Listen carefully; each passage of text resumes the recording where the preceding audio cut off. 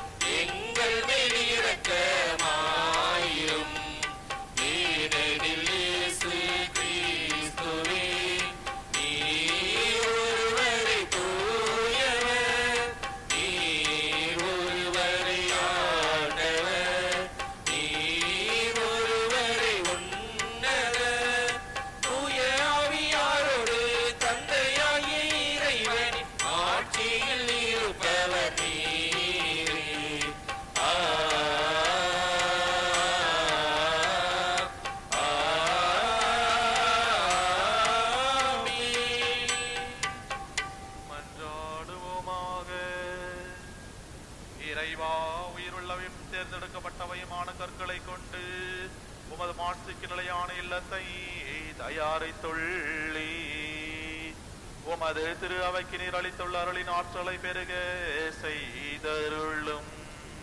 அதனால் உம்முடைய நம்பிக்கையாளர் விண்ணக எருசலேமை கட்டி எழுப்பி என்று வளர்ச்சியுற செய்வார்களாக. உமோடு தூயாவியாரின் ஒன்றிப்பில் இறைவனாய் என்றென்றும் வாழ்ந்து ஆட்சி செய்கின்ற அவர் வழியாக உம்மை மன்றாடுகின்றோம்.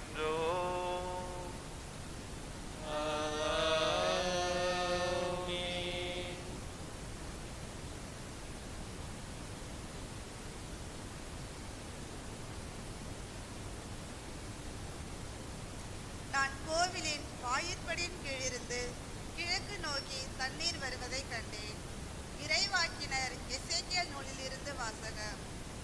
அந்நாட்களில் ஒரு மனிதர் என்னை கோவிலின் நுழைவாயிலுக்கு மீண்டும் அழைத்து வந்தார். அங்கு நான் கோவிலின் வாயிற்படியின் கீழிருந்து கிழக்கு நோக்கி தண்ணீர் வருவதை கண்டேன். ஏனெனில் கோவில் கிழக்கு நோக்கி இருந்தது. தண்ணீர் கோவில் மற்றும் பீடத்தின் தெற்கு பக்கத்தில் இருந்து வந்தது. அவர் என்னை வடக்கு வாயில் வழியாய் அழைத்து வந்து கிழக்கு நோக்கிய வெளிவாயிலின் வெளிப்பகுதிக்கு விட்டு சென்றார். இதோ தண்ணீர் தெற்கு பகுதியில் இருந்து பாய்ந்து கொண்டிருந்தது. அவர் என்னிடம் உரைத்தது, இந்த தண்ணீர் கிழக்கு பகுதியை நோக்கி பாய்ந்து அரோபாவில் சேர்கிறது. அங்கு அது கடலோடு கலக்கின்றது. அது கடலோடு கலக்கையில் அத்தண்ணீர் அங்கு நல்ல தண்ணீராக மாறும். இந்த ஆறு பாயும் இடமெல்லாம் திரளான உயிரினங்கள் வாழும். அங்கு ஏராளமான மீன்கள் இருக்கும். ஏனெனில் இத்தண்ணீர் பாய்ந்து அங்குள்ள நீரை நல்ல நீராய் மாற்றும். எனவே அது பாயும் இடமெல்லாம் யாவும் உயிர் வாழும் பல வகையான பழமரங்கள் ஆற்றின் இருமருங்கிலும் வளரும். அவற்றின் இலைகள் உதிரா, அவற்றின் கனிகள் குறையா. ஒவ்வொரு மாதமும் அவை கனி கொடுக்கும். ஏனெனில் தூயகத்தில் இருந்து தண்ணீர் அவற்றுக்கு பாய்கின்றது. அவற்றின் கனிகள் உணவாகவும் இலைகள் மருந்தாகவும் பயன்படும். இது ஆண்டவர் வழங்கும் அருள்வாக்கு.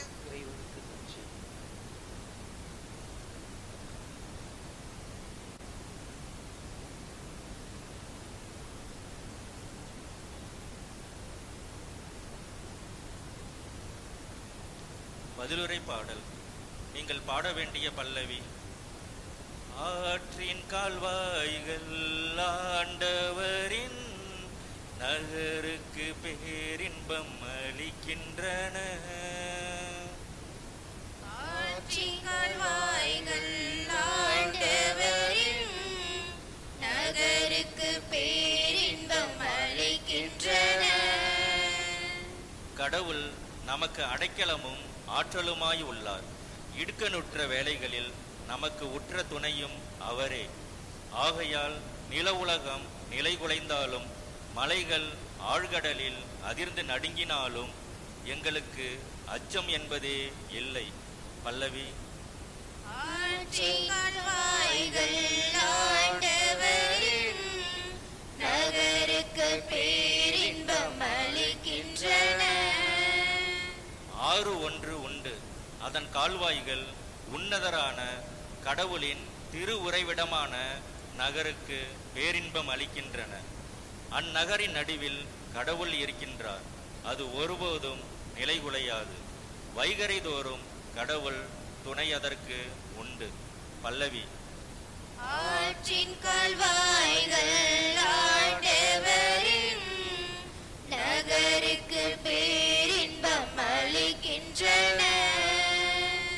படைகளின் ஆண்டவர் நம்மோடு இருக்கின்றார். யாக்கோபின் கடவுளே நமக்கு அரண். வாரீர், ஆண்டவரின் செயல்களை காணீர். அவர் உலகில் ஆற்றியுள்ள திகைப்பூட்டும் நிகழ்ச்சிகளை பாரீர். பல்லவி. ஆற்றின் கால்வாய்கள் ஆண்டவரின் நகருக்கு பேரின்பம் அளிக்கின்றன.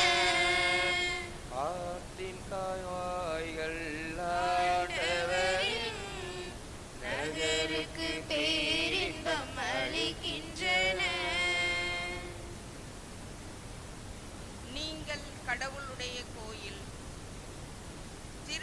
அப்போஸ்தலர் பவுல் கொரிந்தியருக்கு எழுதிய முதல் திருமுகத்தில் இருந்து வாசகம். சகோதர சகோதரிகளே, நீங்கள் கடவுள் எழுப்பும் கட்டடம். கடவுள் எனக்கு அளித்த அருளின்படியே நான் கைதேர்ந்த கட்டட கலைஞர் போல அடித்தளம் இட்டேன். அதன் மேல் வேறொருவர் கட்டுகிறார். ஒவ்வொருவரும் தாம் கட்டும் முறையை குறித்து கவனமாக இருக்க வேண்டும். ஏற்கனவே அடித்தளம் இட்டாயிற்று. இவ்வடித்தளம் இயேசு கிறிஸ்துவே. வேறோர் அடித்தளத்தை இட எவராலும் முடியாது. நீங்கள் கடவுளுடைய கோவில் என்றும் கடவுளின் ஆவியார் உங்களில் குடியிருக்கிறார் என்றும் உங்களுக்கு தெரியாதா? ஒருவர் கடவுளின் கோவிலை அழித்தால் கடவுள் அவரை அழித்து விடுவார். ஏனெனில் கடவுளின் கோவில் தூயது, நீங்களே அக்கோயில். இது ஆண்டவர் வழங்கும் அருள் வாக்கு. இறைவனுக்கு நன்றி. அல்லேலூயா, அல்லேலூயா, அல்லேலூயா, அல்லேலூயா, அல்லேலூயா, அல்லேலூயா, அல்லேலூயா, அல்லேலூயா, அல்லேலூயா, அல்லேலூயா, அல்லேலூயா, அல்லேலூயா. எனது பெயர் என்றென்றும் போற்றப்படுமாறு இக்கோவிலை நான் தெரிந்தெடுத்து திருநிலைப்படுத்தியுள்ளேன் என்கிறார் ஆண்டவர்.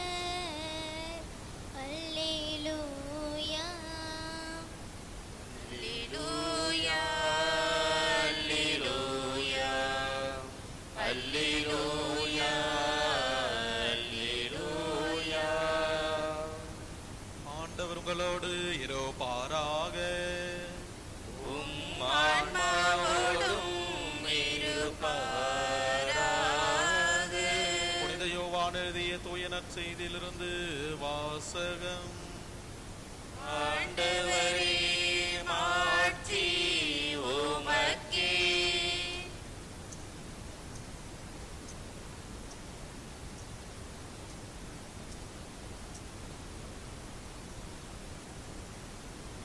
அக்காலத்தில் யூதர்களுடைய பாஸ்கா விழா விரைவில் வரவிருந்ததால் இயேசு எருசலேமுக்கு சென்றார். கோவிலில் ஆடு, மாடு, புறா விற்போரையும் அங்கே உட்கார்ந்து நின்ற நாணய மாற்றுவோரையும் கண்டார். அப்போது கயிறுகளால் ஒரு சாட்டை பின்னி அவர்கள் எல்லாரையும் கோவிலிருந்து துரத்தினார். ஆடு மாடுகளையும் விரட்டினார். நாணயம் மாற்றுவோரின் சில்லறை காசுகளை கொட்டிவிட்டு மேசைகளையும் கவிழ்த்து போட்டார். அவர் புறா விற்பவர்களிடம், இவற்றை இங்கிருந்து எடுத்து செல்லுங்கள், என் தந்தையின் இல்லத்தை சந்தையாக்காதீர்கள் என்று கூறினார். அப்போது அவருடைய சீடர்கள், உம் இல்லத்தின் மீதுள்ள ஆர்வம் என்னை எரித்துவிடும் என்று மறைநூலில் எழுதியுள்ளதை நினைவு கூர்ந்தார்கள். யூதர்கள் அவரை பார்த்து, இவற்றை எல்லாம் செய்ய உமக்கு உரிமை உண்டு என்பதற்கு நீர் காட்டும் அடையாளம் என்ன என்று கேட்டார்கள். இயேசு மறுமொழியாக அவர்களிடம், இக்கோவிலை இடித்து விடுங்கள், நான் 3 நாளில் இதை கட்டி எழுப்புவேன் என்றார். அப்போது யூதர்கள், இந்த கோவிலை கட்ட 46 ஆண்டுகள் ஆயிற்றே, நீர் 3 நாளில் இதை கட்டி எழுப்பி விடுவீரோ என்று கேட்டார்கள்.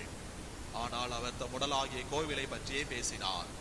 அவர் இறந்து உயிருடன் எழுப்பப்பட்ட போது அவருடைய சீடர் அவர் இவ்வாறு சொல்லியிருந்ததை நினைவு கூர்ந்து மறைநூலையும் இயேசுவின் கூற்றையும் நம்பினர். வாழ்வு தரும் கிறிஸ்துவின் நற்செய்தி. கிறிஸ்துவே, உமக்கு புகழ். கிறிஸ்து இயேசுவில் அன்பிற்குரிய சகோதர சகோதரிகளே, இன்றைக்கு நம்முடைய தாய் திருச்சபையானது நம்முடைய லாத்தரன் பேராலயம் பெருங்கோவில் இந்த விழாவை பெருவிழாவை சீரும் சிறப்புமாக கொண்டாட நமக்கு அழைப்பு விடுக்கிறது. முதல் வாசகம் வாசிக்க கேட்டோம், இரண்டாவது வாசகமும் வாசிக்க கேட்டோம், நற்செய்தி வாசகம் வாசிக்க கேட்டோம்.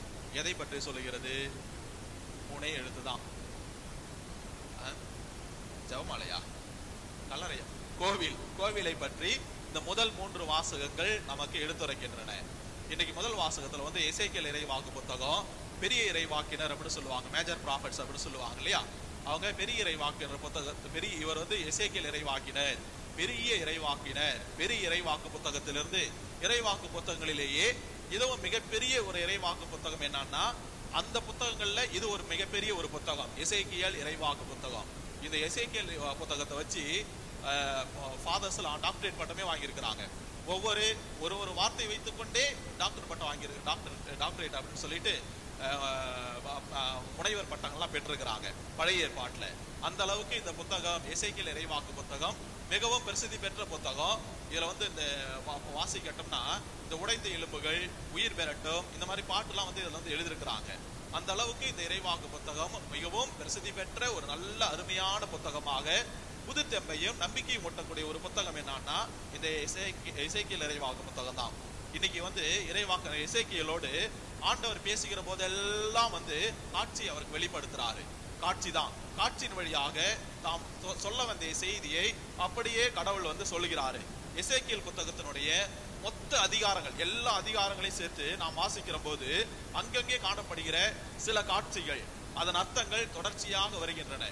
இன்னைக்கு வந்து ஒரு காட்சி, அந்த காட்சியில எது அர்த்தமா இருக்குது, எது முக்கியத்துவமா இருக்குதுன்னா தண்ணீரை வந்து முதன்மைப்படுத்திருக்கிறாங்க. தண்ணீர் வந்து மிகவும் முக்கியத்துவம் வாய்ந்து இருக்குது. பசியா கூட இருந்துடலாம், ஆனா தாகமா இருக்க முடியுமா அப்படின்னு கேட்டோம்னா தாகமா இருக்கிறது ரொம்ப கஷ்டம். அதனாலதான் ஐ தர்ஸ்ட், நான் வந்து தாகமா இருக்கிறேன் அப்படின்னு சொல்லுவாரு. நான் பசியா இருந்தேன். போன வாரம் 6 சொன்னாரு, இந்த வாரம் தாகம், இந்த தண்ணியை பத்தி வந்து சொல்றாங்க. உலகத்துல வந்து தண்ணீர் அப்படின்றது வந்து ஒரு நல்ல மேட்டின்மை நல்ல ஒரு நிலையை குறிக்கிறது. தண்ணீர் மிகவும் நல்லது அப்படின்னு சொல்லிட்டு நாம வந்துடுறோம். ஆனா தண்ணீர் வந்து மிகவும் நல்லது, எல்லாவற்றுக்கும் பயன்படக்கூடியது, உயிரளிக்கக்கூடியது, வாழ்வளிக்கக்கூடியது. இது தண்ணீர் அப்படின்ட்டு சொல்லிட்டு நாம வந்து சொல்லுவோம். இதுல குறிப்பா பார்க்கும் பொழுது தண்ணீர் தான் உயிரளிக்கக்கூடியது. அப்படியே தண்ணியால தான் நம்ம உலகம் அழிச்சது. கரெக்டா இல்லைங்களா? ஃபர்ஸ்ட் உலகம் எப்ப அழிச்சது, எதனால அழிச்சதுன்னு கேட்டோம்னா, எதனால அழிச்சது? தண்ணியார் உலகம் அழிச்சது இல்லையா. நோவா வந்து கடவுள் வந்து நோவா கிட்ட பேசுறாரு, ஊரை பாக்குறாரு. இந்த ஊர்ல யாராவது ஒருத்தவங்க நல்லவங்க இருப்பாங்களா, யாராவது ஒருத்தவங்க நீதிமான் இருப்பானா, யாராவது ஒருத்தன் உத்தம இருப்பானா அப்படின்னு சொல்லிட்டு கடவுள் வந்து பாக்குறாரு. அப்ப பார்க்கும் பொழுது ஒரே ஒருத்தவன், ஒரே ஒரு குடும்பம், அந்த குடும்பம் மட்டும்தான் கடவுளுக்கு உகந்த குடும்பம், உண்மை குடும்பம், நேர்மையின் குடும்பம், உத்தமமான குடும்பமாக அந்த இருந்துச்சு. இதுக்கு யாரு காரணம்னா நோவா, NOAH, நோவா அவர் வந்து இருந்தாரு. இப்ப வந்து நோவானாவே நம்மளுக்கு அடுத்ததே தோன்றக்கூடியது என்னன்னா ஒரு பெட்டகம், அப்புறம் கடல், வெள்ளம், இதுதான் வந்து நமக்குலாம் தோணும். கடவுள் வந்து பாக்குறாரு, பார்க்கும் பொழுது சொல்றாரு, கடவுள் வந்து இந்த நோவாவை பார்த்து சொல்றாரு, யாராவது ஒருத்தர் நல்லவங்க இருந்தாங்கன்னா அவங்கள வந்து காப்பாத்து அப்படின்னு சொல்றாரு. அப்ப அந்த ஒரே ஒரு மனிதன், அந்த ஒரே ஒருத்தர் மட்டும்தான் நல்லவராக இருந்தாரு. கடவுள் வந்து அந்த ஒரே ஒரு இதுல வந்து தண்ணியால எதால அழிக்கிறாருன்னா தண்ணியால் அழிச்சிடறாரு இல்லையா.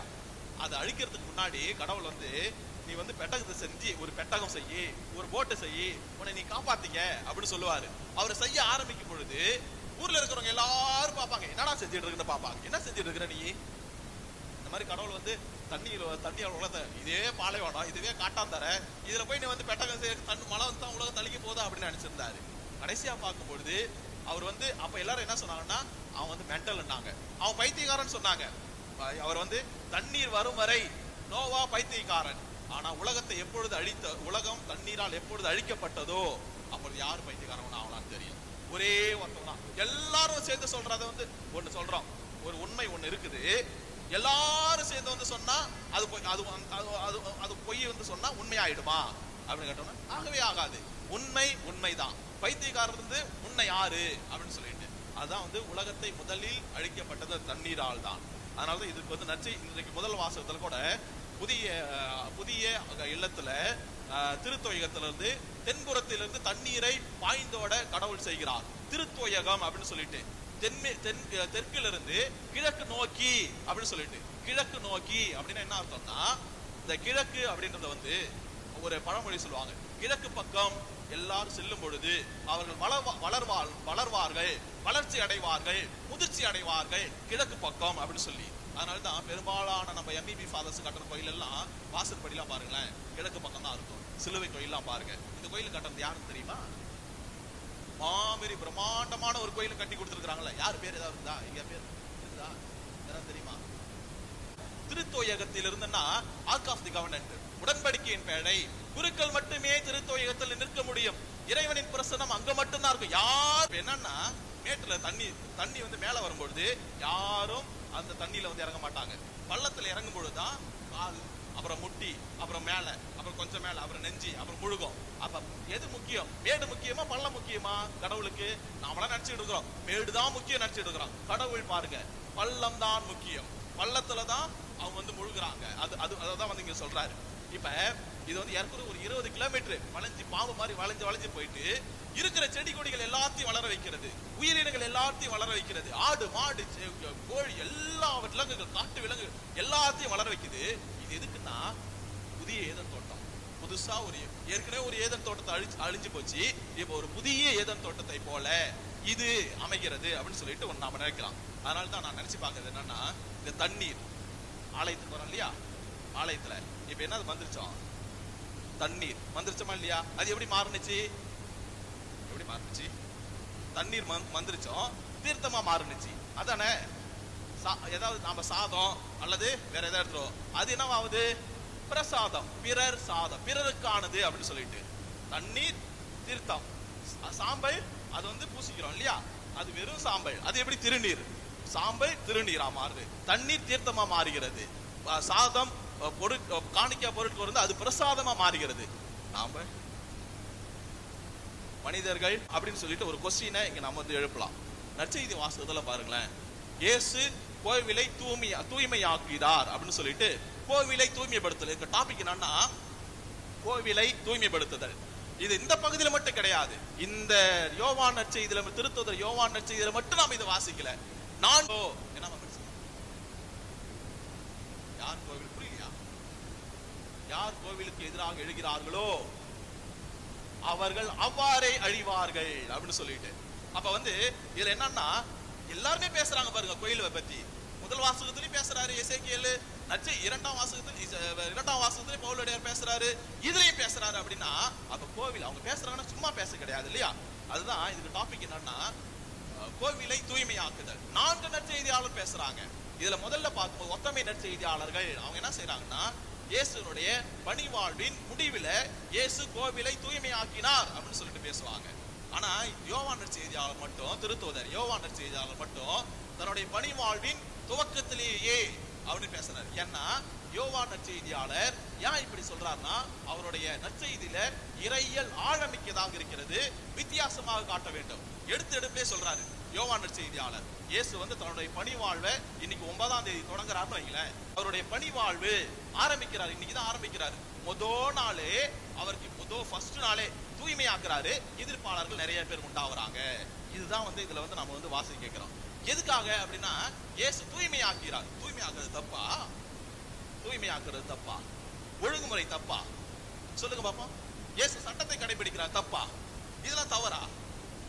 இதை சொல்றாரு. ஏன்னா வாட் இஸ் ஒழுங்குமுறை அப்படின்னு ஒரு கொஸ்டின் எழுப்பணும்னா, இந்த இயேசு கோவிலை தூய்மையாக்குவதற்கு முன்பாக, அதுக்கு முன்னாடியே திருத்தூதர் யோவான் நற்செய்தியில முன்னாடி இயேசு கல்யாணம், கானாவூர் கல்யாணத்துல தண்ணீரை திராட்சரசமாக்கினாரு. இப்ப வந்து எப்பொழுதுமே இருக்கிறது ஒண்ணு, ஓகேங்களா? அது நார்மல். இப்ப 100 வருஷமா நாம என்ன பண்றோம்? மிஷன் சண்டே கொண்டாடுறோம். 170 வருஷமா கொண்டாடுறோம் மிஷன் சண்டே இல்லையா? 170 வருஷமா கொண்டாடுறோம். சரி, 100 வருஷம் கொண்டாடுறோம்னு வைங்களேன். அந்த கால ஃபாரின் ஃபாதர்ஸ் இருந்தாங்க, ஓகே, அது எப்படி கொண்டாடுறாங்களோ. நாம 100 வருஷமா கொண்டாடுறோம்னு வைங்களேன். ஃபாதர் 100 வருஷமா கொண்டாடுறோம், இது நார்மலா மிஷன் சண்டே கொண்டாடுறோம். ஒரு வாரம் முடிஞ்சிருச்சு, அதை இன்னும் 2 வாரம் எக்ஸ்ட்ரா கொண்டாடலாம். இதுதான் ஒழுங்குமுறை அப்படின்னு சொல்றோம்னு வைங்களேன். இதுதான் சரியானது அப்படின்னு சொல்றேன். ஏன்னா இன்னும் நிறைய பேர் இருக்கிறாங்க, மிஷனரிஸ் நிறைய பேர் இருக்கிறாங்க, அவங்களுக்கு நாம இன்னும் செய்யணும். இது வந்து இன்னும் மேன்மக்கள் மேட்டின்மையா தான் நினைப்பாங்க. அப்ப இதுல என்ன சொல்றாருன்னா, இயேசு கானாவூர் திருமணத்தை கொண்டு வராரு. இப்ப கானாவூர் திருமணத்துல எல்லா திருமணமா இருக்கட்டும், கானாவூர் கூட விடுங்களா, அங்க கூட சரிதான். சாதாரண தண்ணீரை அவர்கள் சாதாரண திராட்சரசத்தை அவர்கள் பருகினார்கள். இது எல்லாருக்கும் கிடைக்கக்கூடியது, இதுல எந்த சந்தேகமும் கிடையாது. எந்த திருமணமாக இருக்கட்டும், எதுவா இருக்கட்டும். ஆனா இயேசு அங்க போயிட்டு ஒழுங்குமுறை, அதான் 6 கற்சாடிகள். அந்த கற்சாடிக்கு பேர் என்னாவே தூய்மை சடங்குகளுக்கு. அப்ப தூய்மையாக்குதல், கோவிலை தூய்மையாக்குதல், தூய்மை சடங்குகளுக்கு தேவையான 6 கல் தொட்டிகள் கோவிலை தூய்மையாக்குவதற்கு தூய்மையாக்கினார். இப்ப வந்து இந்த 6 கற்சாடிகள் தூய்மையாக்குவதற்காக அங்க ஏற்கனவே அதுல வந்து இயேசு தண்ணீரை திராட்சரசம் மாத்துறாரு. அப்ப எதை மக்கள் விரும்பினார்கள்? நார்மலா கொடுத்த திராட்சரச மதுவை விரும்பினார்களா, அல்லது இயேசு தண்ணீரை திராட்சரசம் மாத்தினார் இல்லையா, அதை விரும்பினார்களா? எதை விரும்பினார்கள்? இன்னும் நம்ம பைபிள் படிக்கல போல இல்லையா? உங்க எல்லாருக்கும் சேர்த்து நான் தான் படிக்கணுமா? எதை விரும்பினார்கள்? இயேசு மாற்றிய திராட்சை ரசத்தை தான். ஏன் முன்னாடியே இதை கொடுத்திருக்கலாம்ல, இதை முன்னாடியே செஞ்சிருக்கலாம்ல.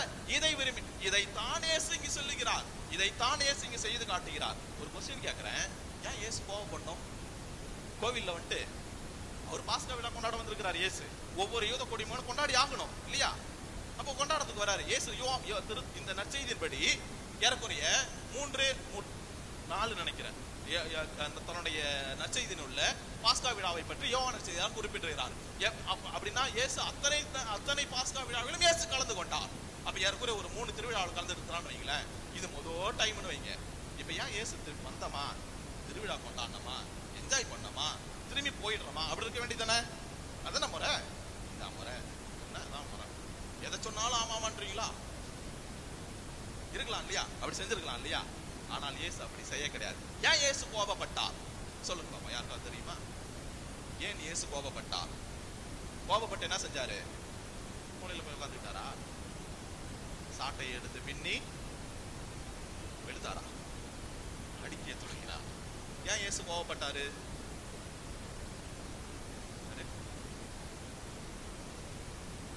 வியாபாரம் நடக்கூடாதா? ஒரு சில திருத்தலங்கள்ல, ஒரு சில இடங்கள்லாம் கோயில்ல வியாபாரம் நடக்குது இல்ல? உண்மையா சொல்றோம், பொய்யா சொல்றோம்? வியாபாரம் நடக்கிறதுனால இயேசு ஏன் அதுக்கு பின்னாடி வியாபாரம் நடக்கலையா? அங்க அல்ல அதுக்கு முன்னாடி நடந்திருக்கு இல்லையா? எருசலேம் தேவாலயத்துல வியாபாரம் நடந்தது கிடையாது. இதுதான் ஃபர்ஸ்ட் டைமா? ஃபர்ஸ்ட் டைம் பாஸ்கா விழா முத கொண்டாடுறாங்க. அதனால வந்து இயேசு வந்து சாட்டை எடுத்து பின்னி அடிச்சு துரத்திருக்கிறார் இல்லையா? கோவப்பட்டாரு. என்னன்னா யூதர்களுடைய அவங்களுடைய வழக்கப்படி பாஸ்கா திருவிழா நெருக்கி கொண்டிருக்குது.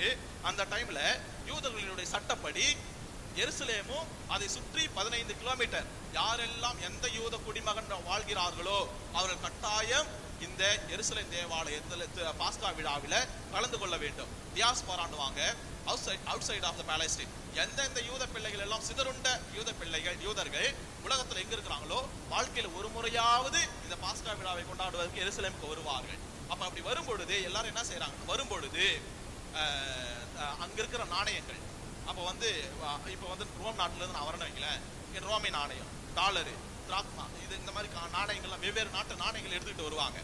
ஆலய வரி அப்படின்னு சொல்லிட்டு ஒவ்வொரு குடிமகனும் செலுத்த வேண்டும் ஆலய வரி. இப்ப என்ன வைப்பீங்க? சந்தா, ஆலய வரி. இது கட்டாயம், இது செலுத்தாமல் இருக்க கூடாது அப்படின்றது கட்டாயம், அது சட்டம், கட்டியே ஆகணும் அப்படின்னு சொல்லிட்டு அவங்க என்ன பண்றாங்க? வராங்க, செலுத்துறதுக்காக வருகிறார்கள். வரும்பொழுது அந்த யூத குடி மக்கள் வரும்பொழுது எந்த நாணயம் மாத்துறது இருப்பாங்க எக்ஸ்சேஞ்ச் பண்றதுக்கு, அதுல என்ன பண்ணுவாங்கன்னா செக்கேல் நாணயம் மட்டும்தான் ஆலயத்திற்கு கொடுக்கப்பட வேண்டும், செக்கேல் அப்படின்னு சொல்லிட்டு. அதுதான் ஆலய வரி, ஆலயத்துக்கான வரி. அந்த காலத்துல யூதர்கள் நிறைய வரி செலுத்தினாங்க தான், நில வரி, தனி மனித வரி, எல்லாத்துக்கும் வரி செலுத்துறாங்க தான், இயற்கை எல்லாத்துக்கும். அதே போல ஆலய வரின்னு ஒண்ணு செலுத்தணும். அந்த ஆலய வரிக்காக யூதர்கள் வருகிறாங்க, யூதர் வந்து அங்க மாத்துறாங்க. அப்ப மாத்தும் பொழுது இப்ப 10 யூத நாணயம் 10 நாணயம் நான் கொடுக்கணும் வைங்களேன், ரோமிய நாணயம், அவங்க என்ன பண்ணுவாங்கன்னா 20 கொடுக்கணும் வைங்க. ஆனா இவங்க 6 தான் கொடுத்தாங்க. அப்ப எவ்வளவு ஏமாத்திருக்கிறாங்க? 10 நான் செக்கல் கொடுக்கறேன்னா அவங்க 20 கொடுக்கணும், 4 தான் கொடுக்குறாங்க, எனக்கு 4 செக்கல் தான் கொடுக்குறாங்கன்னு வைங்க. அப்ப எவ்வளவு என்ன ஏமாத்துறாங்க? 16 மடங்கு என்ன ஏமாத்துறாங்க இல்லையா? 16 இது ஏமாத்திருக்கிறாங்க. அதுதான் யூத நாணயத்துக்கு கூட அங்க மதிப்பு, சாரி ரோமை நாணயத்துக்கு கூட அவ்வளவு மதிப்பு இல்லைங்க. அப்ப நாணயத்துல கூட ஒரு வித்தியாசத்தை பார்த்தார்கள். அதனாலதான் வந்து இதுல என்ன சொல்றாருன்னா, இந்த நாணய மாற்றுவோர் பண்ற அட்டுழியை தாங்க முடியல, அவ்வளவு அட்டுழி பண்ணாங்க. அதனால்தான் நாணய மாற்றுவோருடைய மேசைகளை கவிழ்த்து போட்டார், நாணய மாற்றுவோரின் மேசைகளை கவிழ்த்து போட்டார். எப்படி அம்மா மேசை எம்மாமா பெருசு இருக்கும் இல்லையா, எம்மா மாரி மேசை இருக்கும். நாணய மாற்றோட மேசை சின்ன போதா இருக்கும். எப்படி கவிழ்த்து போடுறாரு அவரு? ஒருத்தவர் தான் கையில சாட்டை வச்சிருப்பாரா அல்லது ஒரு கையில கவிழ்த்து போடுவாரா? எப்படி இது? ஏன் இயேசுவால கவிழ்க்க முடியுது? ஒரே ஒரு டேபிள ஒருத்தவருக்கு கவிழ்த்து போடுறாரு பாருங்களேன். எப்படி கவிழ்த்து போட்டாரு?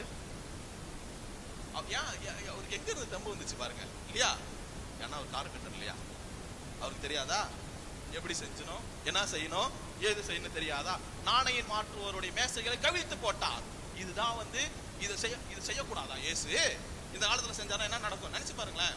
நாணயம் மாற்றுவோருடைய மேசையை கவிழ்த்து போட்டார். அக்டோபர் மாசம் ஜெபமாலை மாதம் இல்லையா? ஒரு மிஸ்டரி, ஒரு ஜெபமாலை, ஒரு தேவ ரகசியம் சொல்றேன். முதலாவது இயேசு சாட்டை எடுத்து சுழற்றியதை குறித்து தியானித்து நமது ஆலயங்களை தூய்மையாக வைத்திருக்கும் மனநிலையை வேண்டி இந்த 10 மணி ஒப்பு கொடுப்போம். நல்லா இருக்குமா? முதலாவது இயேசு சாட்டை எடுத்து பின்னி கோவிலை தூய்மையாக்குறாரு. எல்லாரையும் உதைச்சி கடைசியா இந்த கோவிலை தூய்மையாக்குறதை குறித்து தியானிப்போம் இந்த 10 மணிலன்னு சொன்னா, ஜெபமாலையில் ஒரு மிஸ்டரி, ஒரு ரகசியம் சொன்னா ஏத்துக்குமா? ஆனா என்ன சொல்லுவோம்? நல்லதா சொல்லுவோம். இதுவும் நற்செய்தி. ஏன் சொல்றான்? இதுவும் நற்செய்தி. இயேசு சாட்டை எடுத்து பின்னிறார். வாழ்வதும் கிறிஸ்துவின் நற்செய்தி. வாழ்வதும் கிறிஸ்துவின் நற்செய்தி. இயேசு சாட்டை எடுத்து பின்னினார், அவர்கள் வாங்கினார்கள். நான் மேசை கவிழ்த்து போட்டார், எல்லாரும் மிரட்டினார். வாழ்வதும் கிறிஸ்துவின் நற்செய்தி. ஓகே, அதான் இதுல அதனாலதான் இதுல பார்க்கும் பொழுது எனக்கு கூட வேளாங்கண்ணியில் ஒன்று நடந்துச்சு. நான் சின்ன வயசுல 10வது ரிசல்ட் முடிஞ்ச உடனே ஃபேமிலியோட வேளாங்கண்ணிக்கு போனேன். ஒரு டைம் வேளாங்கண்ணிக்கு நான் 10th முடிச்ச உடனே இப்படிதான் போனேன். அப்ப போகும் பொழுது எங்க தாத்தா என்ன பண்ணிட்டாரு, என்கிட்ட 20 ரூபா கொடுத்தாரு. கொடுத்துட்டு பிற்பாடு, அலெக்ஸ் மதியானம் ஒரு 4 மணி இருக்கும் சாயங்காலம், நாங்க முன்னாடியே போயிட்டோம். அப்புறம் போயிட்டு உங்க பாட்டி இது கேட்கறாங்க, சோப்பு கேட்கறாங்க, இந்த பாத்திரம்லாம் கழுவுறதுக்கு அழுக்கு சோப்பு கேட்கறாங்க. 20 ரூபா. எங்க தாத்தா ஒரே நோட்டா 20 ரூபா கொடுத்தாரு. அப்பதான் ஆனா தாத்தா நம்மளை நம்பி ஒரு 20 ரூபா கொடுக்குறாரு அப்படின்னு சொல்லிட்டு வேளாங்கண்ணியில போய் வாங்கினேன். சோப்பு வாங்கலாம்னு சொல்லிட்டு நானே என் கூட என் ஃப்ரெண்டும் போனோம், எங்க சொந்தக்காரனும் போனோம். பீச் எங்கேயுமே போனாலும் கிடைக்கும், சரி பீச் சைடு போயிட்டு வாங்கிட்டு வரோம், இப்பதான் நம்மளை சுத்தோடாங்கன்னு சொல்லிட்டு பீச் சைடு போறதுக்காக வாங்க போனோம். அப்ப அது மே மாசம் 2003 நினைக்கிறேன், மே மாசம். அப்ப வாங்கும் பொழுது அங்க பீச்சுக்கிட்ட போயிட்டு 20 ரூபா கொடுத்து ஒரு அம்மா உட்காந்துருந்தாங்க. அம்மா அப்புறம் டீ வாங்கிட்டு வர சொன்னார். மீதி காசுக்கு டீ வாங்கிட்டு வா, 10 ரூபாய்க்கு டீ வாங்கிட்டு வா, 2 ரூபாய்க்கு சோப்பு வாங்கிட்டு வந்தாரு. சரின்னு சொல்லிட்டு டீ வாங்க நான் என்ன பண்ணேன், சோப்பு காசு கொடுத்தேன். அம்மா இது கொடுக்குமா சோப்பு அப்படின்னு. அந்த அம்மா சோப்பு கொடுத்துட்டு மீதி 2000 ரூபா கொடுத்தாங்க. அம்மா 17,000 ரூபா கொடுக்கணும். என்னன்னு எங்க இருந்தா வரீங்க, கிளம்பினீங்களா? அந்த அம்மா எங்க இருந்தா கிளம்பி வரீங்க நீங்களா? என்ன 2 பேரும் பார்த்தா வித்தியாசமா இருக்கிறீங்க? என்னம்மா 17,000 ரூபா தரணுமா? ஏமா 2 ரூபா 2000 ரூபா தானம்மா சோப்பு அப்படின்னா. அந்த வருஷம் தானே சுவாமி வந்துச்சு இல்லையா? டிவி பார்த்துக்கிட்டு இருந்தாங்க. டிசம்பர் மாசம், அதே டிசம்பர் மாசம் நான் கடந்து சென்ட் ஜோசப்ஸ்ல படிச்சுட்டு போய் வீட்டில் போய் உட்காந்து மதியானம் டிவி பார்த்துட்டு இருக்காங்க வீட்டில் எல்லாரும். கிறிஸ்துமஸுக்கு அடுத்த நாள் அப்போ வீட்டில் பிரியாணிலாம் செஞ்சு டிவி பார்த்துட்டு இருக்கிறாங்க. எங்கள் பாட்டி நான் பிறகு திடீர்னு அழுவுனாங்க. நான் அப்போதான் இப்படி தூங்கினேன். ஏன் பாட்டி எனக்கு கூட தண்ணி நிறைய வந்துருச்சுப்பா. நான் இப்போ சின்ன பிள்ளை 10th தான் படித்தேன். இப்போ 10th பிள்ளைங்க நல்லா விவரமா இருக்கிறாங்க. ஆனால் அந்த காலத்துல சின்ன பிள்ளையா இருக்கும் பொழுது நான் என்ன சொன்னேன், உடனே நான் தான் சிரிச்சேன். எல்லாரும் அழுதாங்க, வீட்டில் இருக்கிற லேடிஸ்லாம் அழுதாங்க. ஐயோ நிறைய பேர் அழிறாங்களே, நிறைய பேர் இருக்கிறாங்களே. நான் சிரிச்சேன். ஏன் சிரிச்சேன்? அப்ப அந்த கடை காலியா இருக்குல்ல பாட்டி, அந்த கடை நேரம் காலியா இருக்கு தானே அப்படின்னு நினைச்சேன். இப்பயும் வேளாங்கண்ணி தான் போய் பாக்குறது. அப்பப்போ எங்கேயாவது அந்த அம்மா இருப்பாங்களா, எங்கேயாவது இருப்பாங்களா. கோவில் நான் எதுக்கு சொல்றேன்னா, அப்பதான் நினைச்சேன் கோயில தான் கடை வச்சிருக்கிறாங்க, கோயிலுக்கு பக்கத்துல தான் இருக்கிறாங்க, ஒருவேளை வேளாங்கண்ணி இல்லைன்னா கடை இருக்குமாங்க நினைச்சு பாக்குறது. சில இது நடந்து நினைச்சு சொல்றேன். ஏன் கோபப்பட்டார் அப்படின்னு சொல்லிட்டு 2வது முறையும் இயேசு ஏன் கோபப்பட்டார், ஏன் கோபப்படுகிறார், ஏன் கோபப்படுறார்? கோபப்படாம இருக்கலாம் இல்லையா? ஏன் கோபப்பட்டார் அப்படின்னா, எருசலேம் தேவாலயம் எருசலேமின் ஆன்மீக தலைமைத்துவம் மட்டுமே இருந்தது. ஆனா இங்க அரசியலும், நல்லா நினைச்சுக்கணும், அரசியலும் பொருளாதாரம் பூந்து விளையாடியது. அதான் மிஞ்சி போனது. அதுக்காகதான் இயேசு என்ன செய்யறாருன்னா, ரோமியர்கள் வாசப்படியில இருந்து கண்காணிச்சு பார்த்துக்கிட்டே இருப்பாங்க, உன்னிப்பா கவனிச்சுக்கிட்டு இருப்பாங்க. ஏதாவது நடக்குதா, ஏதோ நடக்குதா. அவங்க ஒரு எருசலேம் தேவாலயத்தில் இருக்கிற வாசப்படியில இது போட்டு உயரமா இது போட்டு பார்த்துக்கிட்டே இருப்பாங்க. ஏதாவது நடக்குதா இல்லையான்னு. அது ஆனாலும் இதெல்லாம் நடந்தாலும் ஒவ்வொரு யூத மகளும் இந்த எருசலேம் தேவாலயத்தை தங்களுடைய உயிரினும் மேலாக நேசித்தார்கள். உயிரினும் மேலாக நேசித்து எருசலேம் தேவாலயத்திற்காக உயிரையும் கொடுக்க துணிந்தார். இயேசுவும் அப்படித்தான், இயேசுவும் அதான் செய்தார். லேவியருடைய சட்டப்படி இவங்க சரியாதான் கடைகளை அமைத்திருந்தார்கள், சரியாதான் செய்தார்கள். ஆனா ஆன்மீகம் எப்பொழுது குறைய தொடங்கியதோ அப்பொழுதே வியாபாரம் உயர தொடங்கியது. அது பொருளாதாரம் இருக்கிற இடமாக மாறி போச்சு. ஆனால் தான் எப்படி இதை சொல்லணும்னா, எருசலேம் தேவாலயத்துல பல அடுக்குகள், பல அறைகள் இருந்தன. முதல் அடுக்கு அங்க இருக்கிறாங்க பாருங்க, அங்க இருக்கிறாங்கன்னு வைங்களேன், அவங்களுக்கு பேரு புறவினத்தார் பகுதி. அதற்கு அடுத்து நிற்கக்கூடியவங்க யாருன்னா இரண்டாவது பெண்களுக்கான பகுதி, மூன்றாவது இஸ்ராயல் மக்களுக்கான பகுதி, நான்காவது யூத குருக்களுக்கான பகுதி, ஐந்தாவது தலைமை குருக்களுக்கான பகுதி. இப்ப இந்த இடத்துல என்ன செய்யறாங்கன்னா, வெளியிலேயே குருக்களுடைய சொந்தக்காரவங்க அங்கேயே கடை போட்டுக்கிட்டாங்க. அந்த புறவினத்தார்கள் வழிபடுறதுக்கு மிகவும் இடைஞ்சலா இருந்துச்சு. பேரம் பேசுறதும், கூச்சல் போடுறதும், கும்மாளம் போடுறதும், குழப்பமும், விலங்குகளுடைய கழிவுகளோட நாற்றமும், எரிச்சலும், இதெல்லாம் இருந்தனால இயேசு பாக்குறாரு. இந்த புறவினத்தார்கள் வந்து கடவுளை அண்ணாந்து பார்த்து வழிபடுற விரும்புறாங்கல்ல, அதை கூட உங்களால தடுக்கிறீங்களா அப்படின்னு சொல்லிட்டு தான் அதற்காகவும் சாட்டை எடுத்து இயேசு அவர்களை பின்னினார். மனதுருகி வேண்டது கழிக்கப்பட்ட கொஞ்ச நெஞ்சத்தை கூட நீங்க கெடுத்துட்டீங்களேடா அப்படின்னு சொல்லிட்டு தான் இயேசு சாட்டை எடுத்து பின்னினார். நான் உனக்கு நினைச்சு பாக்குறது, கோயில் போன சாமிக்கு என்னைக்கு பயந்துருக்குது? கோவில் போன என்னைக்காவது சாமிக்கு பயந்துருக்குதான்னா, ஆனால் நாம் நாம் பயப்படுகிறோம், நாம் அஞ்சுகிறோம். நல்லா எல்லாம் சொல்லுங்களேன், ஒரு வார்த்தை சொல்லுங்க. என் ஆலயம், என் உடல், சொல்லுங்க சேர்ந்து, என் உடல், எல்லாம் சேர்ந்து சொல்லுங்க. என் உடல் தூய ஆவி வாழும் கோவில். சத்தமா சொல்லுங்களேன். யார் உடல்ல வந்து தூய ஆவி வாழ்ற சத்தமா சொல்லுங்க. என் உடல் தூய ஆவி வாழும் ஆலயம். அப்ப நம்மளுடைய உடல் வந்து எப்படி இருக்கணும்னா, எப்பொழுதுமே தூய்மையாக இருக்க வேண்டும். அதுதான் கடவுள் வந்து விரும்புறாரு.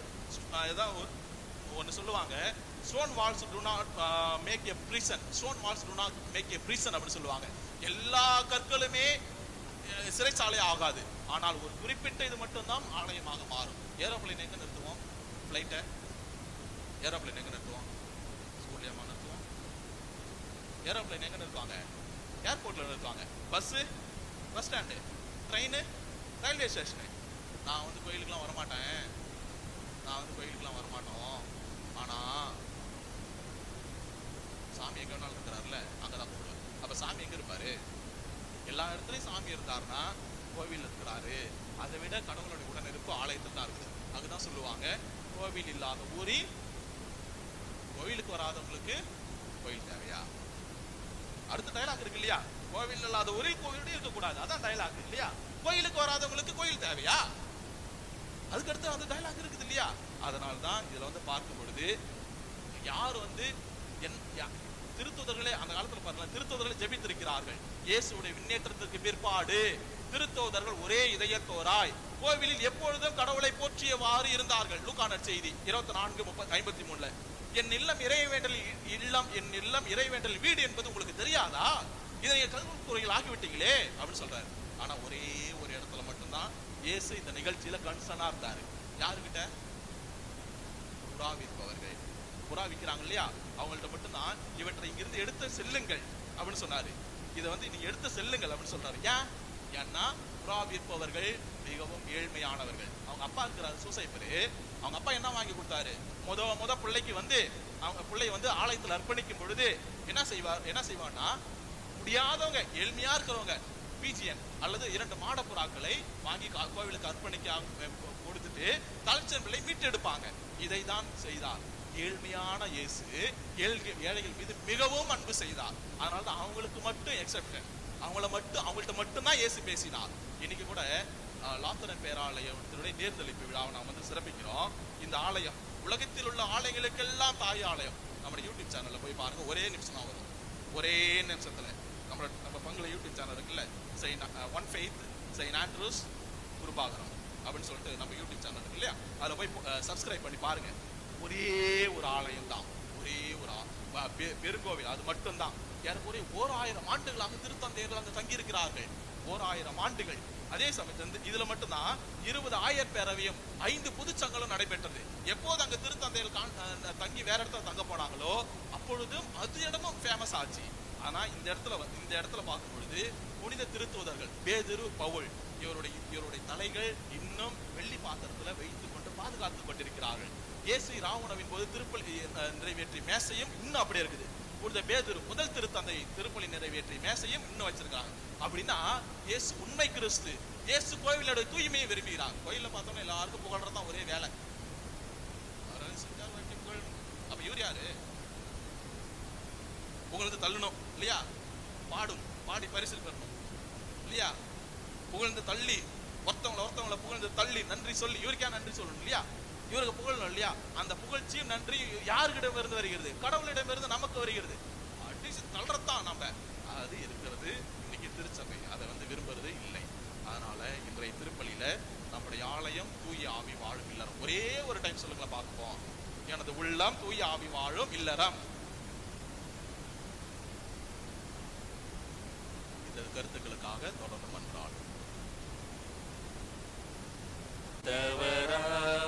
கடவுள் ஒருவர் இருக்கின்றார், மனிதரானார், கன்னி மரியிடம் பிறந்தவராம், இயேசுவை உறுதியாய் நம்புகிறேன்.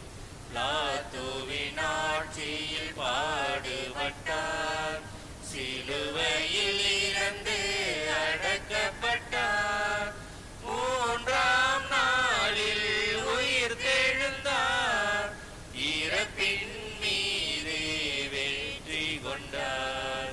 விண்ணகம் வாழும் தந்தையிடம் அரியணை கொண்டு இருக்கின்றார், உலகம் முடியும் காலத்திலே நடுவர் திரும்பவும் வந்திடுவார்.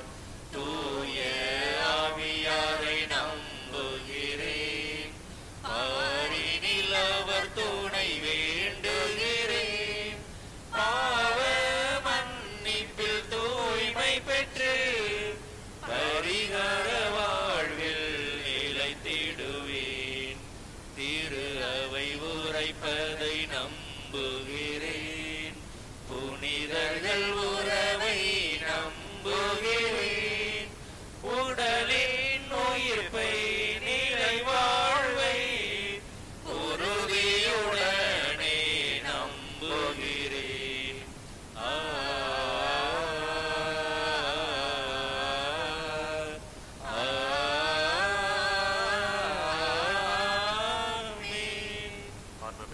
பாதுகாக்க இறைவன் இந்த மன்றாட்டுகள் வழியாக இறைவன் பால் நம்முடைய விசுவாசிகள் மன்றாட்டை எடுத்துரைப்போம்.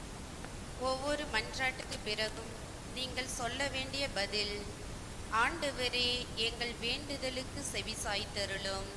ஆண்டவரே எங்கள் வேண்டுதலுக்கு செவி சாய்த்தருளும்.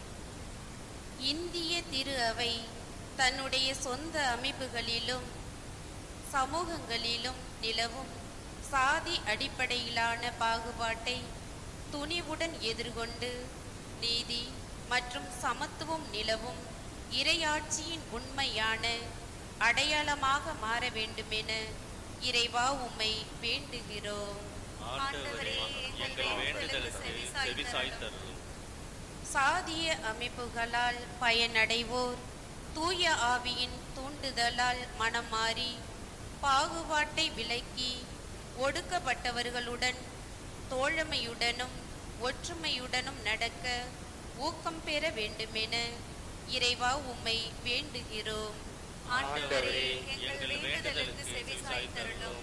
நீதி மற்றும் உள்ளேர்ப்பு சார்ந்த கொள்கைகள் தலித் கிறிஸ்தவர்களும் பயன்பெறும் வகையில் விரிவுபடுத்தப்பட வேண்டுமெனவும் மதம், சாதி, மொழி கடந்த உரிமை வாழ்வு அனைவருக்கும் கிடைக்க வேண்டுமெனவும் இறைவா உம்மை வேண்டுகிறோம். ஆண்டவரே எங்கள் வேண்டுதலுக்கு செவி சாய்த்தருளும். இந்த தலித் விடுதலை ஞாயிறு விளிம்புகளில் யூபிலியை தொடங்கும் திரு அவையை கட்டி எழுப்ப தேவையான ஆழமான அர்ப்பணிப்பை எம்மில் உருவாக்கிட வேண்டுமெனவும் இறையாட்சியை இவ்வுலகில் மலர செய்யும் நீதி, அன்பு, சகோதரத்துவ ஒற்றுமை போன்ற விழுமியங்களுக்கு செயல் வடிவம் அளிக்கும் சமூக பொறுப்புணர்வை எமக்கு வழங்கிட வேண்டும் எனவும் இறைவா உம்மை வேண்டுகிறோம். ஆண்டவரே எங்கள் வேண்டுதலுக்கு செவிசாய்த்தருளும். நம்முடைய தலைப்பட்ட எங்களுடைய கஷ்டங்கள், துன்பங்கள், துயரங்கள் ஆகியவற்றை அணிந்திருக்கிற நீர் எங்களுடைய உடலையும் எங்களுடைய ஆன்மாவையும் தூய்மையாக்கி உமது தூய ஆவியார் அனுப்பி அவரை எங்களுடைய உள்ளத்திலும் இல்லத்திலும் வாழ வைக்க வகை செய்ய வேண்டும் என்று எங்கள் ஆண்டவராகிய கிறிஸ்து வழியாக மன்றாடுகின்றோம். ஆமென். அன்பு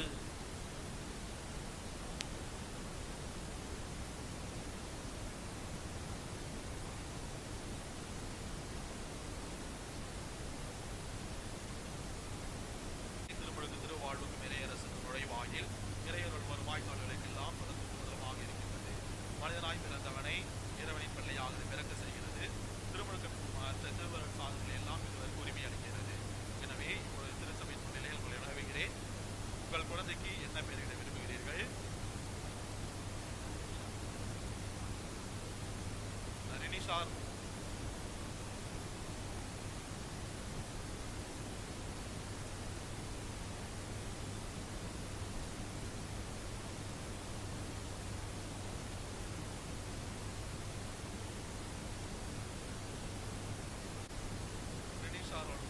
ரொனாலி, லியோ பிரான்சிஸ் இவருக்காக நீங்கள் இறைவனை திருச்சபையிடம் கேட்பது என்ன? உங்கள் குழந்தைகளுக்கு திருமுழுக்கை கேட்கிறீர்கள். உங்கள் குழந்தைகள் கடவுளின் கட்டளைகளை கடைபிடித்து கிறிஸ்து நமக்கு கற்பித்தது போல் இறைவனுக்கும் தங்கள் அயலாருக்கும் அன்பு செய்து வாழ இவரை நம்பிக்கையில் வளர்க்க வேண்டியது உங்கள் பொறுமை. இதை உணர்ந்திருக்கிறீர்களா? ஞான தாய் தந்தையரே, குழந்தைகளை பெற்றோர்கள் தங்கள் கடமை நிறைவேற்ற உதவி புரிகிறீர்களா? லியோ பிரான்சிஸ், ரெனிஷா ரொனாலி, கிறிஸ்துவ சமூகம் உங்களை பெருமைகளுடன் வரவேற்கின்றது. இந்த சமூகத்தின் பேரால் நாம் சிலுவை அடையாளம் வருகிறேன். பின்னர் உங்கள் பெற்றோர் ஞான தாய் தந்தையர் மீட்பராம் கிறிஸ்துவை கிறிஸ்துவின் அடையாளத்தை திருமறைவார்கள்.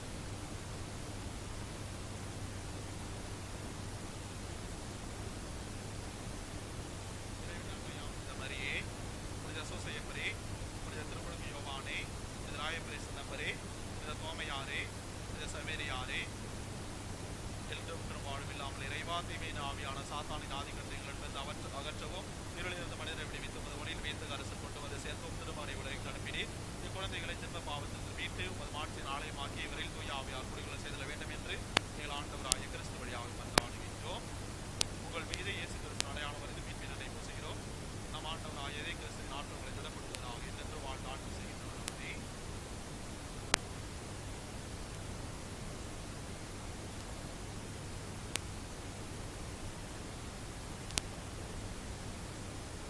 தந்தையரே, திருமுழுக்கு என்னும் திருவருள் சாதன வழியாக நீங்கள் ஒப்புக் கொடுத்த குழந்தைகள் அற்புள்ள இறைவனின் என்ற நீரினாலும் தூய ஆவியாரும் வாழ்வு பெற போகின்றார்கள். இவரை இந்த இறைவாழ்வு பாவனர்கள் பாதுகாக்க பெற்று நாளுக்கு நாள் வளர்ச்சி அடைமாறு இவரை நீங்கள் கிறிஸ்துவ விசுவாசத்தில் வளர்க்க முயல வேண்டும்.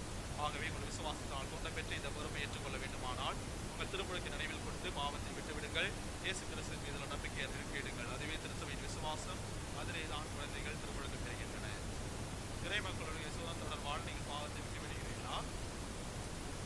பாவம் உங்கள் மீது ஆதிக்கம் செலுத்தாமல் இருக்க நீங்கள் பாவத்தின் மாய கவர்ச்சிகளை விட்டு விடுகிறீர்களா? பாவத்திற்கு காரணம் தலைவனுமாகிய சாத்தானை விட்டு விடுகிறீர்களா? பெண்ணையும் மண்ணையும் படைத்து எல்லாம் உள்ள தந்தை ஆகிய இறைவனை நம்புகிறீர்களா? அவருடைய ஒரே திருமகனும் தந்தை பிறரிடமிருந்து பிறந்து பாடுபட்டு அடக்கம் செய்யப்பட்டு இறந்தல் என்று உயிர்த்தெழுந்து தந்தையின் வளப்பக்கம் மீட்டெடுப்பவருமான ஆண்டவர் இயேசு கிறிஸ்து நம்புகிறீர்களா? தூய ஆவியாரே, புனித கத்தோலிக்க திருச்சபையும் புனிதரின் சமூகமே பாவ மன்னிப்பையும் புனிதரின் உயிர்ப்பை முடிவில்லா வாழ்வு நம்புகிறீர்களா? இதுவே நமது நம்பிக்கை, இதுவே திருச்சபை நம்பிக்கை. இது நம் ஆண்டவர் இயேசு கிறிஸ்து அறிக்கையில் பெருமை கொள்கிறோம். ஆகவே இப்பொழுது உங்களோடு சேர்ந்து நாம் எல்லோரும் அறிக்கையிட்ட திருச்சபை நம்பிக்கையில் லியோ பிரான்சிஸ், ரெனிஷா ரொனாலி இவர்கள் திருமணம் பெறுவதை நீங்கள் விரும்புகிறீர்களா?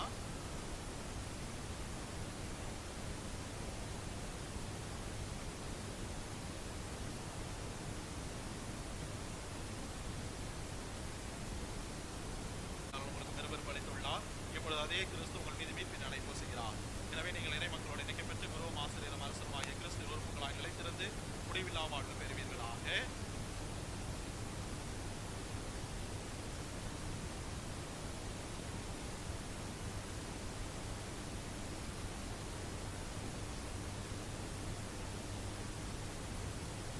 நீங்கள் படைப்பாக மாறி கிறிஸ்துவை அணிந்திருக்கிறீர்கள். இந்த வெந்நீர் ஆடை உங்களது மேன்மையின் அடையாளமாய் இருப்பதாக.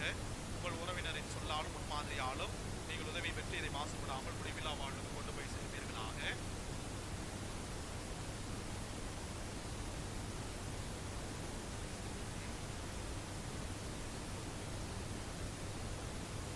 பெற்றோர்களை நாட தாய் தந்தையரே, உங்கள் குழந்தைகள் உள்ளத்தில் அணையாது காக்கும் பொருட்டு இந்த ஒளிக்குள்ளிடம் ஒப்படைக்கப்படுகிறது. கிறிஸ்து நாள் வழிபற்றி குழந்தைகள் ஒளி மக்களாய் என்று வாழ்வார்களாக. நம்பிக்கையில் இவர் நிலைத்திருந்த ஆண்டவர் வரும்போது புனிதர் அனைவரோடும் ஆண் வீட்டில் அவரை எதிர்கொண்டு செல்ல தகுதி பெறுவார்களாக.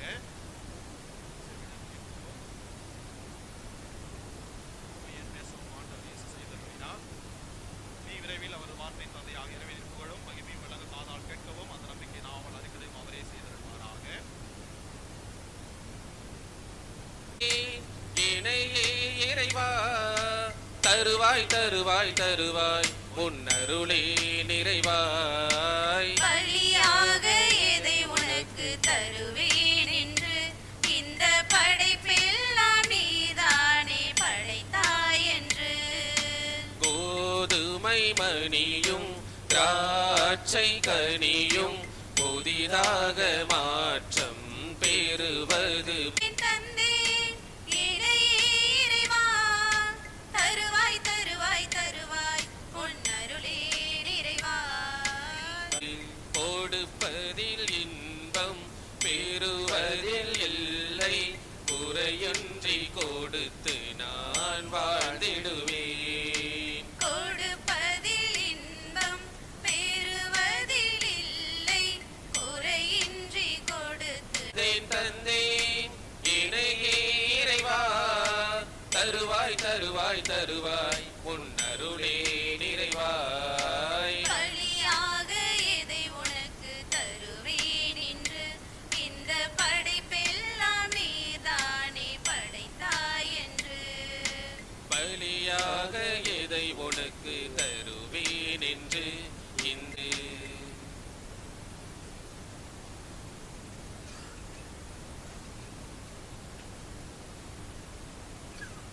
சகோதர சகோதரிகளே, என்னுடைய இது உங்களுடைய இதுமான இவ்வழி எல்லாம் வல்ல தந்தையாக இறைவனுக்கு ஏற்றதாகும்படி மன்றாடுங்கள். ஆண்டவர் தமது பெயரின் புகழ்ச்சிக்காகவும் ஆட்சிக்காகவும் நமது நன்மைக்காகவும் புனித திரு அவை அனைத்து நலனுக்காகவும் உமது கையிலிருந்து பலியை ஏற்றுக்கொள்வாராக. இறைவா, உமக்கு ஒப்பு கொடுக்கப்படும் காணிக்கை நீர் ஏற்றுக்கொள்ள உம்மை வேண்டுகின்றோம். அதனால் இங்கு அருள் அடையாளங்களின் ஆற்றலையும் எங்கள் வேண்டல்களின் பயன்களையும் பெறுவோமாக. எங்கள் ஆண்டவராகிய கிறிஸ்து வழியாக உம்மை மன்றாடுகின்றோம்.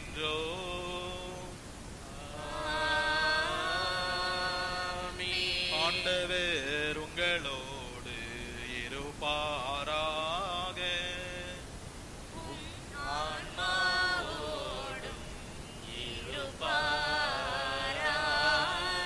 இதயங்களை மேலே எழுப்புங்கள்.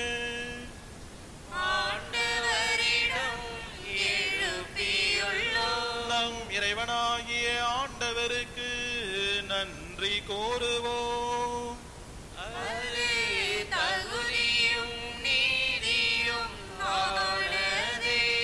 ஆண்டவரே, தூயவரான தந்தை, என்றும் இல்லாமல் நிறைவா என்னாலுமே விடத்திலும் நாங்கள் உமக்கு நன்றி செலுத்துவது மெய்யாகவே தகுதி நீதியும் ஆகும், எங்கள் கடமை மீட்புக்குரிய செயலுமாகும்.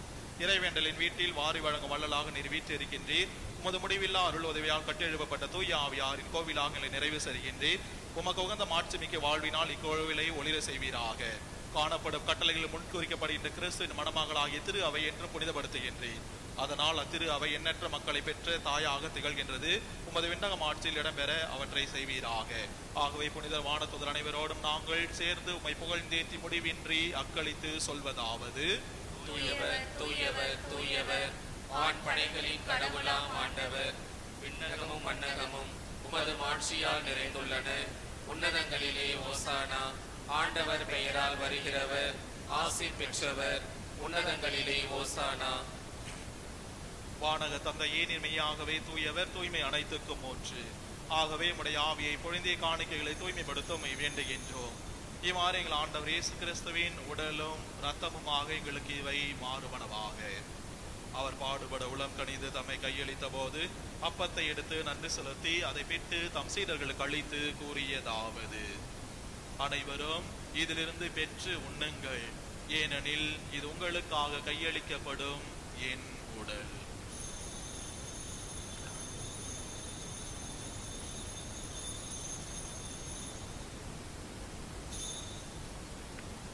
அவ்வண்ணமே இரவு விருந்தை அருந்திய பின் கிண்ணத்தை எடுத்து மீண்டும் உமக்கு நன்றி கூறி தம் சீடர்களுக்கு அளித்து அவர் கூறியதாவது: அனைவரும் இதிலிருந்து பெற்று பருகுங்கள், ஏனெனில் இது புதிய நிலையான உடன்படிக்கைக்குரிய என் இரத்தத்தின் கிண்ணம்.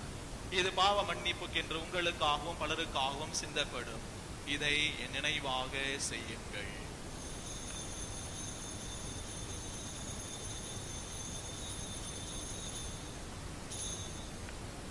நம்பிக்கையின் மறை பொருள். எனக்காக பிறந்தீர், எனக்காக மரித்தீர், எனக்காக உயிர்த்தீர், மீண்டும் வருவீரே. எனக்காக பிறந்தீர், எனக்காக மரித்தீர், எனக்காக உயிர்த்தீர், மீண்டும் வருவீரே.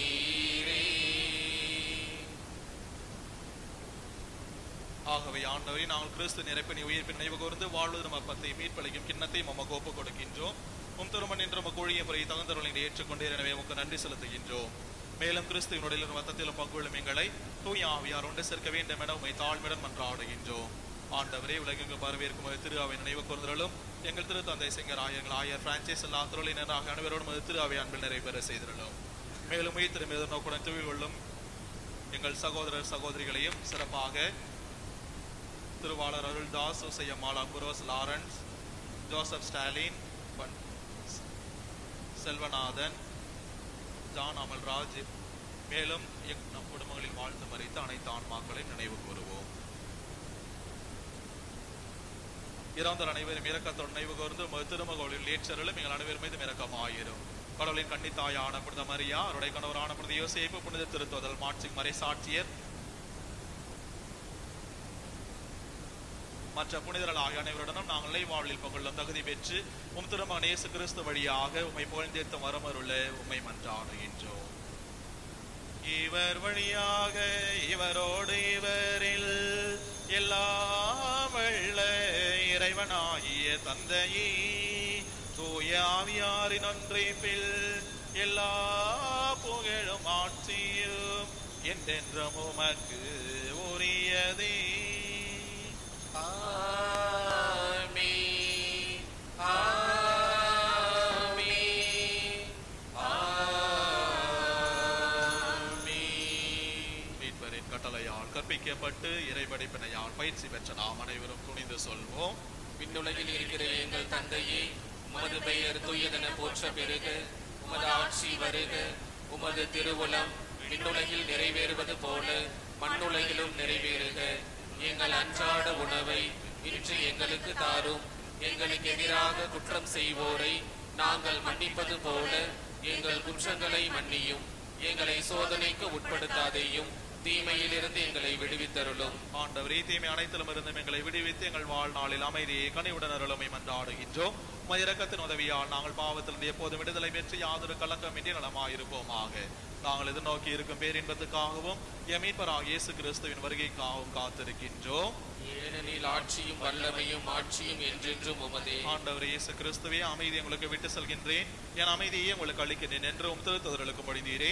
எங்கள் பாவங்களை பாராமல் மது திரு அவை நம்பிக்கையை கண்ணோக்கி மது திருவுளத்துக்கு ஏற்ப அதற்கு அமைதியையும் ஒற்றுமையும் அளித்தருள்வீராக. என்றென்றும் வாழ்ந்து ஆட்சி செய்கின்றவர் நீரே. ஆண்டவருடைய அமைதி உங்களோடு என்றும் இருப்பதாக, ஆன்மாவோடும் இருப்பதாக. ஒருவருக்கொருவர் உறவின் வாழ்த்தை பகிர்ந்து கொள்வோம். உலகின் பாவங்களை போக்கும் இறைவனின் செம்மறியே, எங்கள் மேல் இரக்கமாயிரும். உலகின் பாவங்களை போக்கும் இறைவனின் செம்மறியே, எங்கள் மேல் இரக்கமாயிரும். உலகின் பாவங்களை போக்கும் இறைவனின் செம்மறியே, எங்களுக்கு அமைதியை அளித்தருளும். இதோ இறைவனின் செம்மறி, இதோ உலகின் பாவங்களை போக்குபவர். இந்த செம்மறியின் திருவேந்தருக்கு அழைக்க பெற்ற நாம் அனைவரும் பேறு பெற்றோர். ஆண்டவரே, நீர் நிலத்தில் எழுந்தருள நான் தகுதியற்றவன். ஆனால் ஒரு வார்த்தை மட்டும் சொல்லியருளும், எனது ஆன்மா நலமடையும். ஆண்டவர் எவ்வளவு நல்லவர் என்று சுவைத்து பாருங்கள்.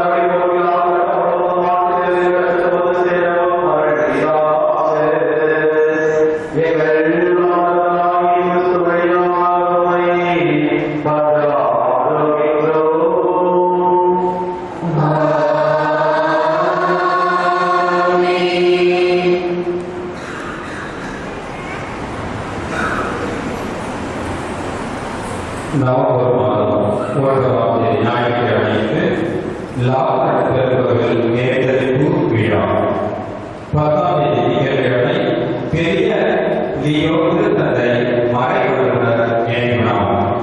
11ஆம் தேதி செவ்வாய்க்கிழமை தூர்நகர் புனித மார்ட்டின் ஆயர் யோசபாத் ஆயர் மறைசாட்சியர் நினைவு நாள். 15ஆம் தேதி வருகின்ற சனிக்கிழமை புனித பெரிய ஆல்பர்ட் ஆயர் மறைவல்லுனர் நினைவு நாள். வருகின்ற ஞாயிற்றுக்கிழமை நவம்பர் மாதம் 16ஆம் தேதி பொது காலத்தின் 33ஆம் ஞாயிறு.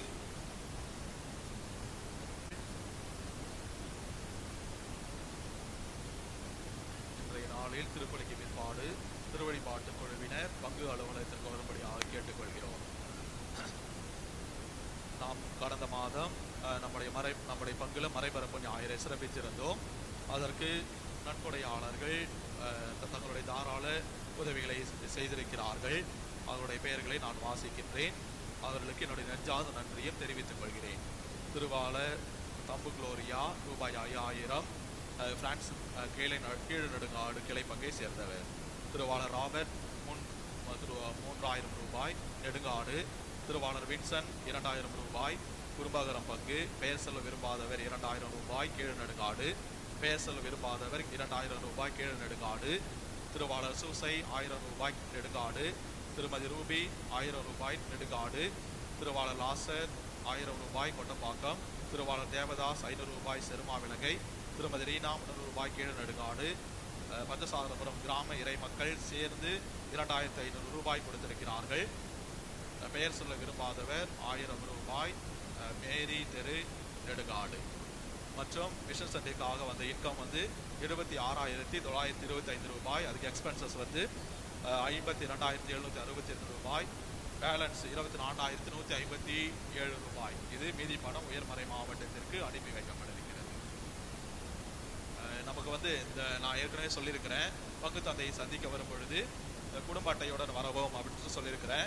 நிறைய பேர் வரீங்க, வாழ்த்துக்கள், பாராட்டுக்கள். அதே போன்று மாதம் சந்தா நம்மளுடைய கேட்டகிஸ்ட் அவர் கீழ் நெடுங்காடு மற்றும் குறும்பாகரம் இங்கே 2 கிளை பங்கும் கீழ் நெடுங்காடு கிளை பங்கும் நம்முடைய பங்கும் மாதம் தவறாமல் செலுத்திக் கொண்டிருக்கிறார்கள். இவர்களுக்கு மிகவும் பாராட்டுகிறேன், மிகவும் நன்றி கூறுகிறேன். அதே சமயத்தில் கிளை பங்கில் இருக்கிறவங்களுக்கு நம்முடைய கேட்டகிஸ்ட் அவர் முயற்சி எடுத்து அவர் அதை சந்தாவை கலெக்ட் பண்ண அவராக வரலான்னு முடிவு எடுத்துக்கிறாங்க. அதுக்கு ஒத்துழைப்பு தரும்படியாகவும் கேட்டுக்கொள்கிறேன். மிகவும் முக்கியமாக நம்முடைய பங்கிற்கு ஏற்கனவே நான் வந்த புதுசில் ஒரு யூடியூப் சேனல் புதுசாக நான் ஒன்று தொடங்கினேன்.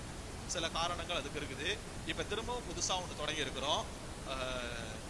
இந்த சேனல் பேர் ஒன் ஃபெய்த்து செயின்ட் ஆண்ட்ரூஸ் குறும்பாகரம் அப்படின்னு சொல்லிட்டு இந்த சேனல் தொடங்கி இருக்கிறோம். நாம இது முழுக்க நமக்கெல்லாம் தெரியும், ஆன்மீக சம்பந்தமாக மட்டும்தான் இது தொடங்கப்பட்டிருக்கிறது.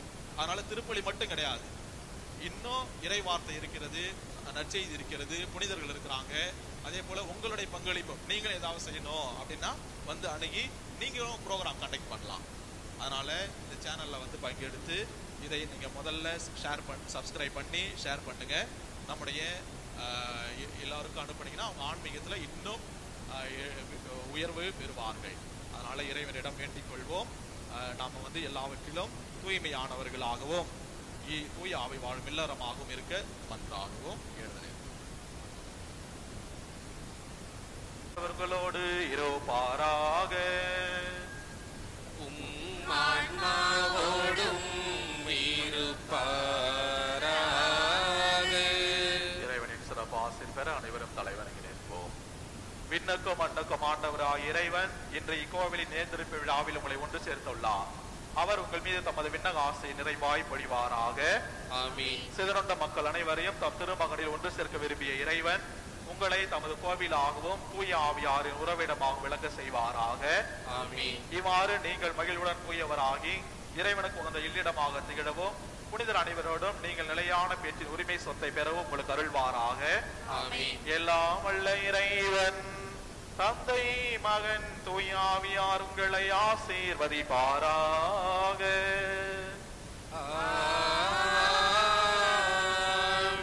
சென்று வாருங்கள், திருப்பலி நிறைவேறிற்று. இறைவனுக்கு நன்றி.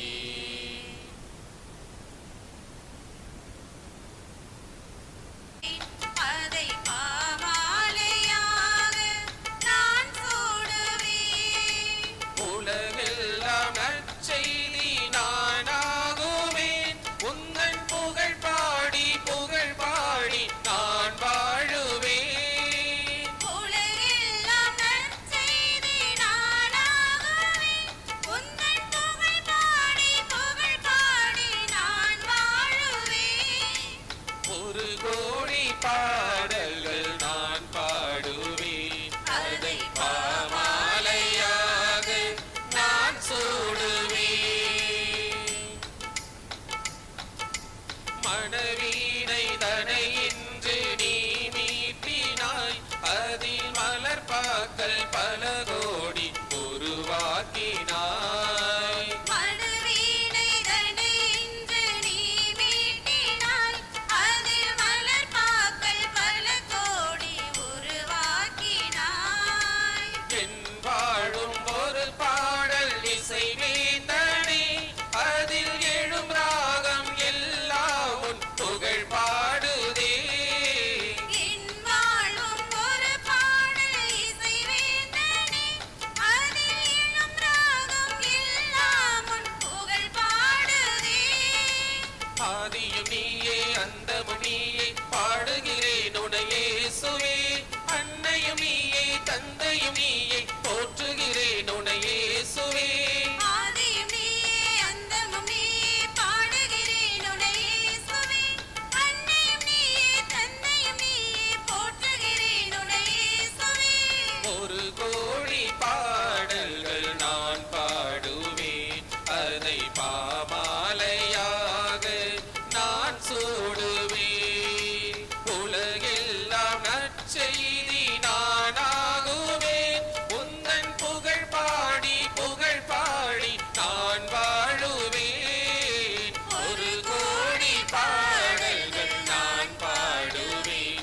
அதை பாமாலையாக நான் சூடுவேன். தந்தையே, உமது பெயர் தூயதென போற்ற பெருக. உமது ஆட்சி வருக. உமது திருவுளம் மின்னுலகில் நிறைவேறுவது போல் மண்ணுலகிலும் நிறைவேறுக. எங்கள் அன்றாட உணவை இன்று எங்களுக்கு தாரும். எங்களுக்கு எதிராக குற்றம் செய்வோரை நாங்கள் மன்னிப்பது போல எங்கள் குற்றங்களை மன்னியும். வாழ்க. கர்த்தர்முடனே பெண்களுக்குள் ஆசீர்வதிக்கப்பட்டவள் நீரே. உடைய திருவயிற்றின் கனியுமாகிய ஆசீர்வதிக்கப்பட்டவரே. புனித மரியே, இறைவனின் தாயே, பாவிகளாய் இருக்கிற எங்களுக்காக இப்பொழுதும் எங்கள் இறப்பின் வேளையிலும் வேண்டிக் கொள்ளும். ஆமென். தந்தைக்கும் மகனுக்கும் தூய ஆவியாருக்கும் ஆட்சி உண்டாவதாக.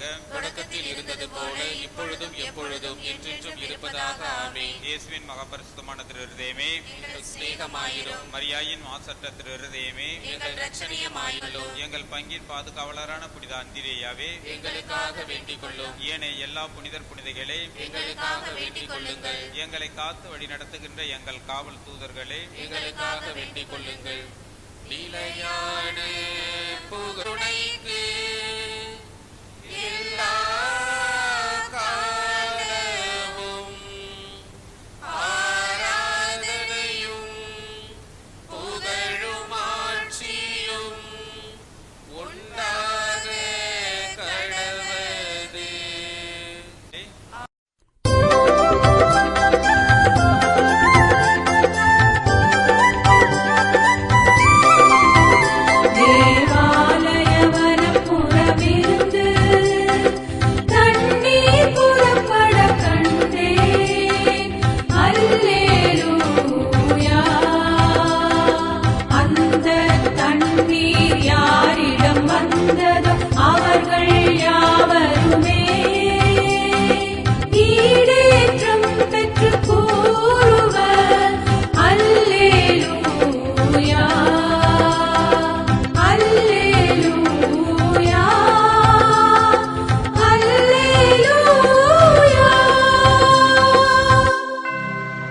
ஆண்டவரை போற்றுங்கள், ஏனெனில் அவர் நல்லவர். அவர்தம் இரக்கம் என்றென்றும் உள்ளதே.